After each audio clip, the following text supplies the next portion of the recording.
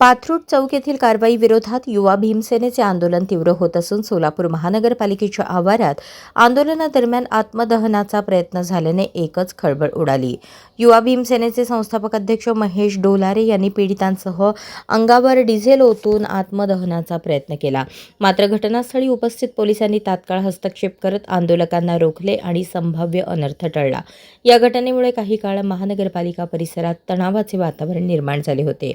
दरम्यान आत्मदहनाच्या प्रयत्नानंतर महापालिका आवारात मोठ्या प्रमाणात डिझेल सांडल्याने सुरक्षेच्या दृष्टीने तातडीने स्वच्छता मोहीम राबवण्यात आली।